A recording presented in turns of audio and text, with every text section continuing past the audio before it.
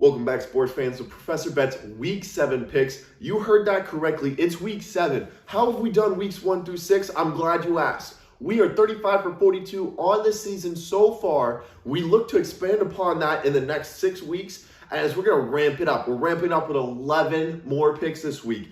And a lot of these we've already made money on. Looking forward to the great example that the Browns, last week we bet on them. We bet against them. We bet the Arizona Cardinals as the underdogs.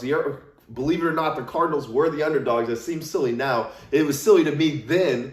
But now we are betting the Browns as a favorite for the Thursday night matchup versus the Broncos. Now, why are we doing this?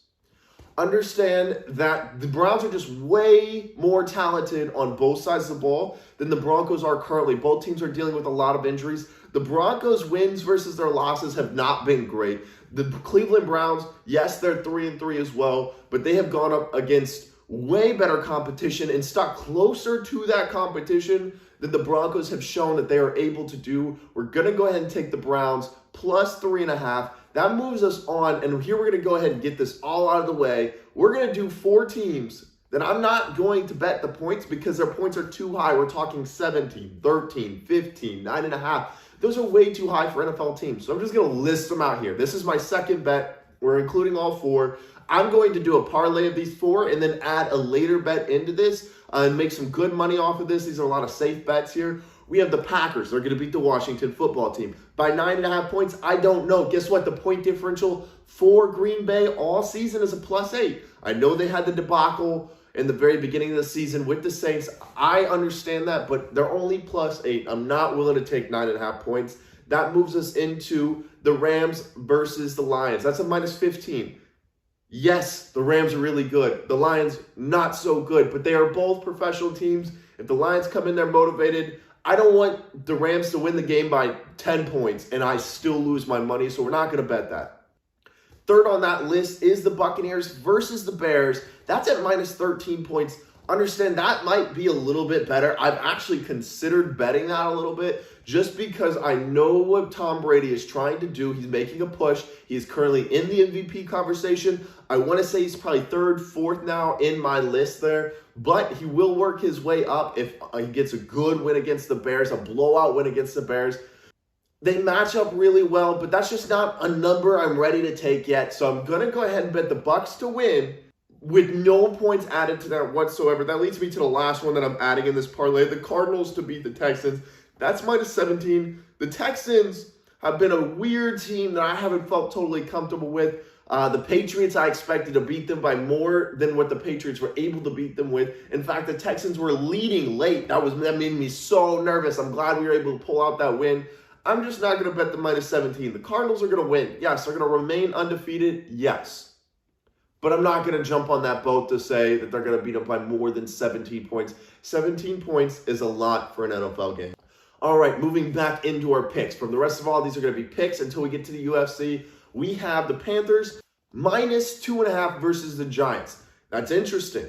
Let's look at that. The Giants just suffered a blowout loss.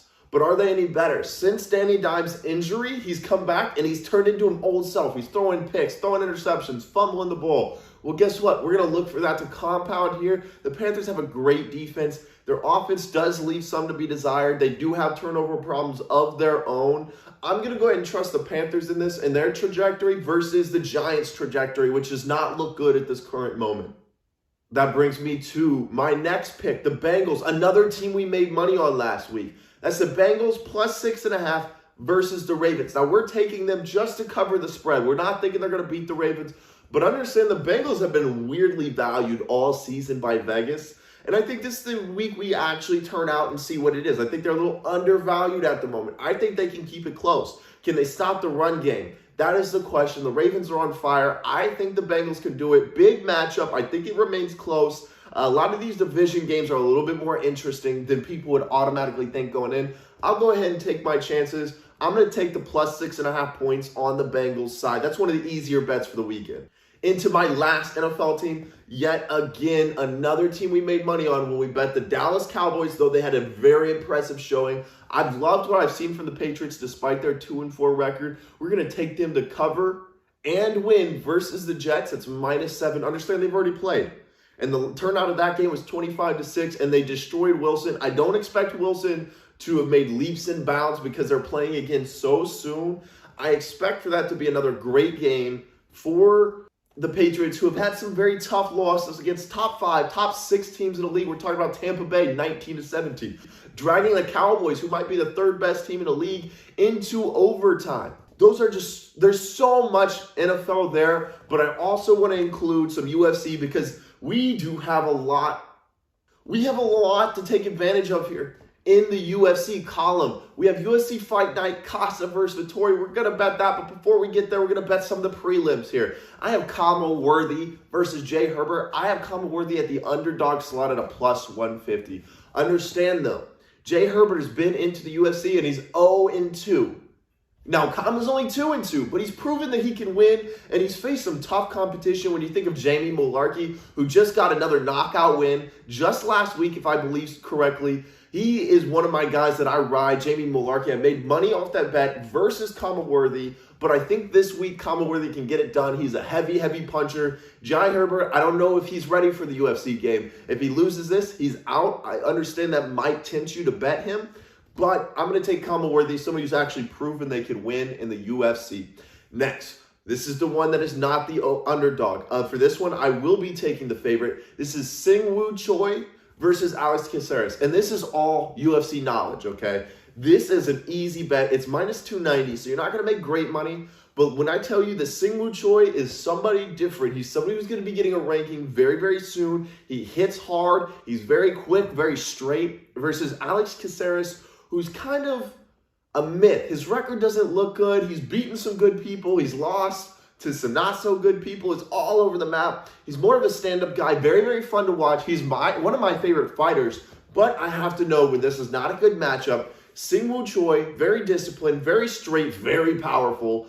And Alex Caceres, I don't know if he can get the knockout. And I don't know if he can last in there with Choi without making a mistake to get to a decision. I would if you want to make extra money, but Singwoo Choi by knockout. But I'm just going to take the minus 290 because I know the Singwoo Choi is a bad matchup for Alex Caceres, and he's going to beat him.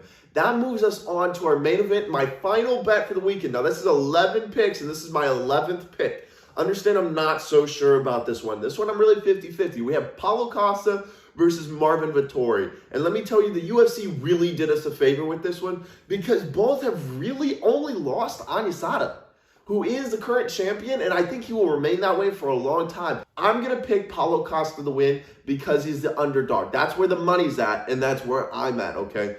Both of these guys have a lot to prove. I worry about Paulo Costa as a better-looking fighter. He's a very good-looking guy. I wonder how that goes when he has another option where he can model, where he gets a lot of love. I wonder if he's as focused into fighting after his first ever loss. I wonder where his head's at, but I'm going to bet that anyway because this is such a close matchup between two very talented guys that we haven't exactly seen where their ceiling is. You know, we've seen them take it and then they shot to the moon and then they landed back down, but where exactly are they landing? That rounds out my bets for the week. And let me go ahead and tell you, like I said, 35 for 42. How many people are doing that right now? 35 for 42. If you like the idea of my bets, go ahead and give me a like, give me a follow. I love talking about sports, guys. This is what I'm doing. This is what I want to do for the rest of my life. But for right now, just go ahead and give me a like, give me a follow. Let me know you're listening. That's all I want from you guys. Thank you guys. You guys have a great betting week.